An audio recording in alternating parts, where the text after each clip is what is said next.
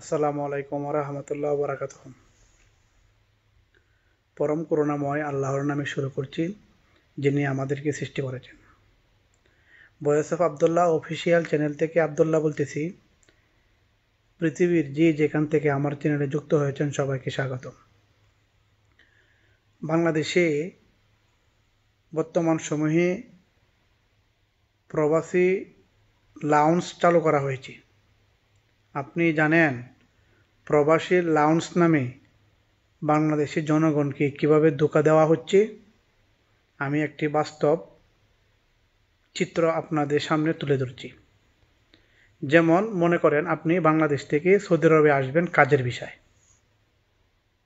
বাংলাদেশ সরকারকে 1,65,000 টাকা দিতে হবে, এটা বাধ্যতামূলক। মেডিকেল খরচ 10 থেকে 15,000 টাকা, এটা আপনার বহন করতে হবে। বিমানের জন্য ভাড়া যদি কম হয় 50,000 টাকা, আর যদি বেশি হয় 1,00,000 টাকা। তাহলে এখানে প্রায় 3 লক্ষ টাকার মতো চলে যাচ্ছে।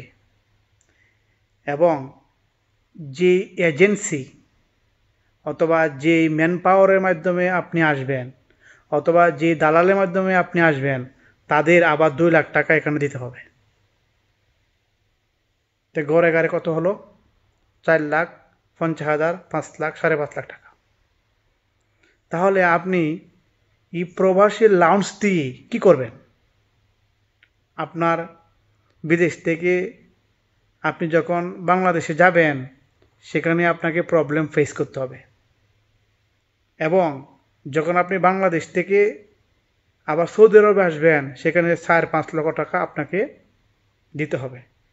তাহলে বর্তমান অন্তর্বর্তীকালীন অবৈধ সরকার যে সিস্টেম চালু করতেছে, সেটা বাংলাদেশের মানুষের সাথে একটা হয়রানি এবং বুকার জগতে সব কিছু ব্যবহার করছে।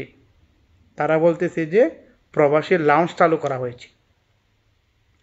আপনি এর আগে দেখবেন আমি একটা ভিডিও বানিয়েছিলাম, সেখানে অনেক মানুষ কমেন্ট করেছে ইন্ডিয়া থেকে যদি কোনো লোক সৌদি আরবে আসে বা মিডল ইস্টে আসে, তাহলে তাদের 1-1.5 লাখ টাকা খরচ। আর আমার এখানে বাংলাদেশ থেকে যদি কোনো লোক আসে, তাহলে 5 লাখ, 5.5 লাখ টাকা লাগে। আজ জাতি কি হলো? বাংলাদেশ সরকারকে আমার 1,65,000 টাকা দিতে হবে। কেন দিতে হবে? আমি বাংলাদেশের নাগরিক হয়ে কি অন্যায় করেছি, দোষ করেছি? আপনাদের আমি মতামত জানার জন্য চেষ্টা করতেছি, আপনারা মতামত প্রকাশ করুন। তাহলে অন্তর্বর্তীকালীন অবৈধ সরকার ঘোষণা দিয়েছে প্রবাসী লাউঞ্জ চালু হয়েছে, ভিআইপি সেবা চালু হয়েছে। আপনি 1,65,000 টাকা দিচ্ছেন সরকারকে, সরকার আপনাকে ভিআইপি সেবা দিচ্ছি। এটা কোন ধরনের বোকামান্তি আর কোন ধরনের সিস্টেম? মানুষকে বোকা বানিয়ে এরা কীভাবে যে ব্যবহার করতেছে তা বলা বাহুল্য। আপনারা কি আমার কথা বুঝতে পারতেছেন আমি কি বলছি? তাইলে এই বাংলাদেশের প্রবাসী লাউঞ্জ নামে মানুষকে বোকা বানানো হচ্ছে, মানুষকে ব্যবহার করা হচ্ছে। আপনারা সোচ্চার হন, এই দেশকে বাঁচান, দেশের জন্য আপনারা কিছু করেন। তাই আমি আপনাদের মাঝ থেকে আবার বিদায় নিচ্ছি। দেখা হবে পরের কোনো ভিডিওতে ইনশাল্লাহ।